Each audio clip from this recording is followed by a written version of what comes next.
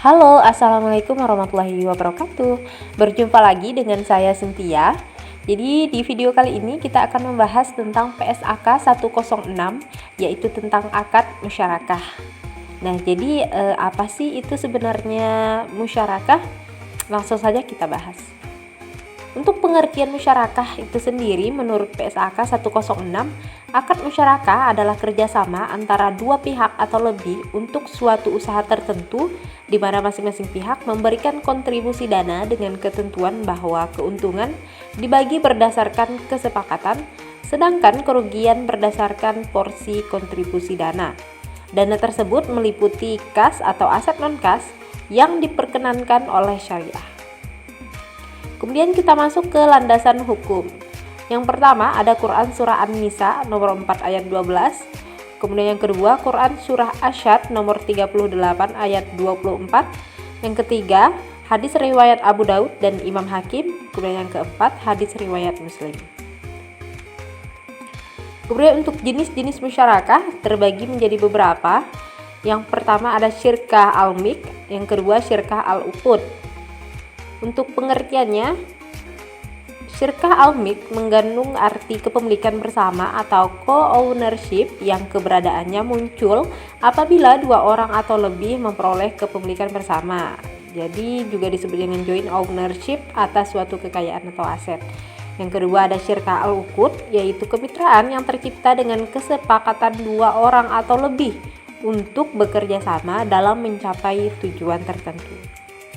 Sedangkan untuk syirkah al-uqud ini terbagi lagi menjadi 4. Yang pertama ada syirkah abdan, adalah bentuk kerjasama antara dua pihak atau lebih dari kalangan pekerja atau profesional di mana mereka sepakat untuk bekerja sama mengerjakan suatu pekerjaan. Kemudian yang kedua ada syirkah wujuh, adalah kerjasama antara dua pihak di mana masing-masing pihak sama sekali tidak menyertakan modal. Mereka menjalankan usahanya berdasarkan kepercayaan pihak ketiga. Jadi masing-masing mitra menyumbangkan nama baik, reputasi, kredit worksheet, dan sebagainya. Dan yang ketiga ada syirkah inan, adalah bentuk kerjasama di mana posisi dan komposisi pihak-pihak yang terlibat di dalamnya tidak sama, baik dalam hal modal maupun pekerjaan. Kemudian tanggung jawab para mitra dapat berbeda dalam pengelolaan usaha. Kemudian yang terakhir ada syirkah mufawadah, adalah bentuk kerjasama di mana posisi dan komposisi pihak-pihak yang terlibat di dalamnya harus sama, baik dalam hal modal, pekerjaan, agama, keuntungan maupun risiko kerugian. Sedangkan berdasarkan PSAK, akad musyarakah terbagi menjadi 2. Yang pertama ada musyarakah permanen, adalah musyarakah dengan ketentuan bagian dana setiap mitra ditentukan saat akad dan jumlahnya tetap hingga akhir masa akad. Kemudian yang kedua musyarakah menurun atau musyarakah mutanakisah, adalah musyarakah dengan ketentuan bagian dana salah satu mitra akan dialihkan secara bertahap kepada mitra lainnya, sehingga bagian dananya akan menurun pada akhir akad. Mitra lain tersebut akan menjadi pemilik penuh musyarakah tersebut. Kemudian kita masuk ke pengertian mitra menurut PSAK 106. Mitra aktif adalah pihak yang mengelola usaha musyarakah, baik mengelola sendiri ataupun menunjuk pihak lain untuk mengelola atas namanya. Kemudian ada mitra pasif, adalah pihak yang tidak ikut mengelola usaha. Jadi contohnya adalah nasabah bekerja sama dengan bank syariah dalam akad musyarakah. Dalam hal ini bank syariah tidak mengelola usaha. Jadi artinya nasabah menjadi mitra aktif, sedangkan bank syariah menjadi mitra pasif. Untuk skema musyarakah bisa dilihat ya teman-teman. Nah, sedangkan untuk rukun musyarakah terdapat 4 unsur yang memang harus ada dalam akad musyarakah. Yang pertama adalah pelaku, terdiri atas para mitra. Yang kedua objek musyarakah, terdiri dari modal dan kerja. Ijab kabul bisa dilakukan secara verbal, tertulis, melalui korespondensi atau menggunakan cara-cara komunikasi modern. Kemudian yang keempat ada nisbah keuntungan. Nah, kemudian bagaimana sih menentukan nisbah keuntungan? Jadi, dalam hal ini ada dua cara. Yang pertama, pembagian keuntungan secara proporsional sesuai dengan modal. Yang kedua, pembagian keuntungan tidak proporsional dengan modal.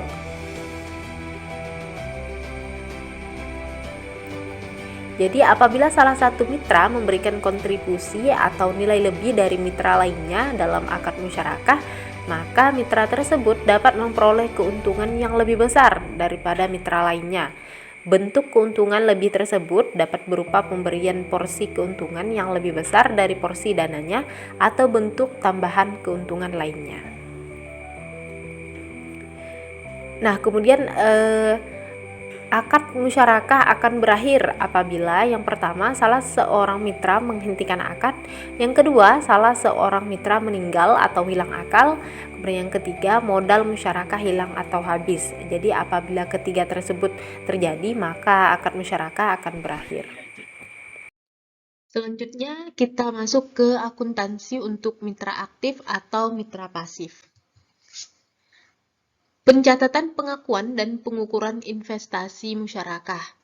Investasi musyarakah diakui pada saat pembayaran kas atau penyerahan aset non-kas kepada mitra aktif. Yang pertama, pengukuran investasi musyarakah. Nah, jadi untuk pencatatan ketika mitra aktif mengeluarkan biaya praakad, maka jurnalnya adalah uang muka akad pada kas.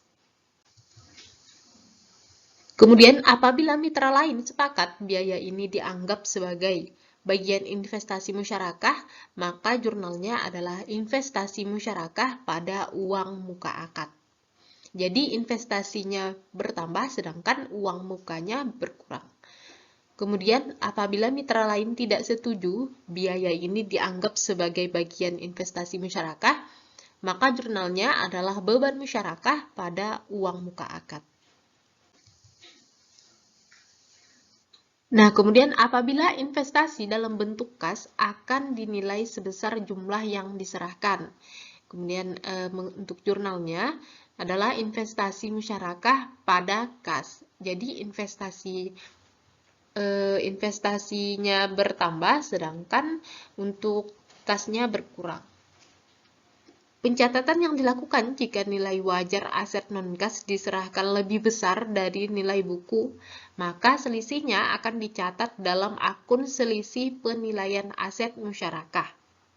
Untuk jurnalnya, beban musyarakah akumulasi penyusutan pada selisih penilaian aset musyarakah pada aset non-kas.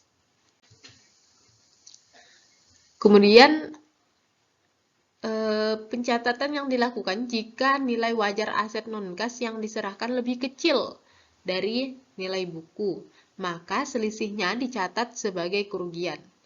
Untuk jurnalnya, investasi musyarakah, akumulasi penyusutan, kerugian pada aset non-kas. Apabila investasi dalam bentuk aset non-kas dan diakhiri akad akan diterima kembali, maka atas aset non-kas musyarakah disusutkan berdasarkan nilai wajar tersebut. Maka jurnalnya adalah beban depresiasi pada akumulasi depresiasi. Kemudian apabila dari investasi musyarakah diperoleh keuntungan, maka jurnalnya kas atau piutang bertambah, yang pendapatan investasi musyarakah juga bertambah. Kemudian apabila investasi yang dilakukan rugi, maka jurnalnya kerugian pada penyisihan kerugian. Apabila modal investasi yang diserahkan berupa aset non-kas dan di akhir akad dikembalikan dalam bentuk kas sebesar nilai wajar aset non-kas yang disepakati ketika aset tersebut diserahkan. Ketika akad musyarakah berakhir, aset non-kas akan dilikuidasi atau dijual terlebih dahulu, dan keuntungan atau kerugian dari penjualan aktiva ini didistribusikan pada setiap mitra sesuai kesepakatan. Nah, untuk pencatatan di akhir akad, yang pertama, apabila modal investasi yang diserahkan berupa kas, jadi jika tidak ada kerugian, maka jurnalnya kas atau piutang pada investasi musyarakah. Namun, jika ada kerugian, maka jurnalnya kas penyisihan kerugian pada investasi musyarakah. Apabila modal investasi berupa aset non-kas dan dikembalikan dalam aset non-kas, dalam bentuk aset non-kas yang sama pada akhir akad, apabila jika tidak ada kerugian, maka jurnalnya aset non-kas pada investasi musyarakah. Kemudian jika ada kerugian, maka jurnalnya penyisihan kerugian pada kas, aset non-kas pada investasi musyarakah. Selanjutnya adalah penyajian dan pengungkapan. Mitra pasif menyajikan hal-hal sebagai berikut yang terkait dengan usaha musyarakah dalam laporan keuangan. Yang pertama, kas atau aset non-kas yang disisihkan oleh mitra aktif disajikan sebagai inventaris musyarakah.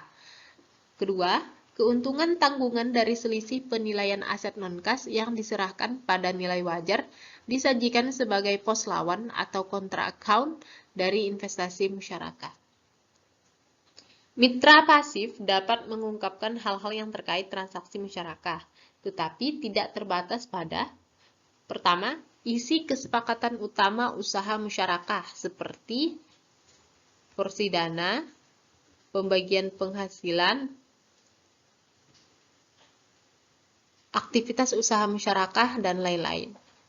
Yang kedua, pengelola usaha jika tidak ada mitra aktif. Yang ketiga, pengungkapan yang diperlukan sesuai PSAK nomor 101 tentang penyajian laporan keuangan syariah. Nah, jadi untuk lebih mengerti, maka kita masuk ke contoh kasus untuk biaya musyarakah. Tanggal 10 Januari 2020 dibayar beban praakad seperti pembuatan studi kelayakan proyek sebesar 2 juta. Yang pertama, pada saat dilakukan pembayaran beban praakad, dilakukan jurnal sebagai berikut. Yang pertama, jurnalnya adalah uang muka praakad musyarakah pada kas sebesar 2 juta rupiah. Yang kedua, pengakuan biaya akad musyarakah. Jika tidak disepakati sebagai bagian dari investasi musyarakah, maka diakui sebagai beban mitra. Maka jurnalnya adalah biaya akad pada uang muka praakad sebesar 2 juta rupiah. Jika disepakati sebagai bagian dari investasi musyarakah, maka diakui sebagai pembiayaan. Jurnalnya, investasi musyarakah pada uang muka praakad musyarakah sebesar 2 juta rupiah. Kemudian ada contoh kasus untuk penyerahan modal musyarakah. Tanggal 1 Agustus 2008, pada saat pembiayaan musyarakah disetujui dan disepakati oleh Husin, LKS Barokah mempunyai kewajiban yang berupa komitmen investasi musyarakah sebesar 90 juta dengan disepakati musyarakah, maka lembaga keuangan syariah sebagai penyedia modal memiliki kewajiban komitmen, sehingga perlu dilakukan jurnal komitmen. Nah, jurnalnya adalah kontra komitmen investasi musyarakah pada kewajiban komitmen investasi musyarakah sebesar 90 juta. Kemudian untuk contoh kasus yang kedua, tanggal 15 Agustus 2008, LKS Barokah sebagai mitra pasif menyerahkan modal dalam bentuk uang tunai kepada Husin sebagai pengelola usaha sebesar 36 juta. Atas penyerahan modal kas kepada mitra aktif pengelola, maka LKS Barokah sebagai mitra pasif melakukan jurnal sebagai berikut. Jurnalnya adalah investasi musyarakah pada kas sebesar 36 juta. Kemudian kewajiban komitmen investasi musyarakah pada kontra komitmen investasi musyarakah sebesar 36 juta. Nah, jadi itu saja teman-teman yang dapat saya sampaikan. Terima kasih telah menonton video ini. Semoga bermanfaat untuk kita semua. Saya pamit undur diri. Jangan lupa untuk subscribe, like, dan komen. Saya akhiri, wabillahi taufik wal hidayah. Wassalamualaikum warahmatullahi wabarakatuh. Bye.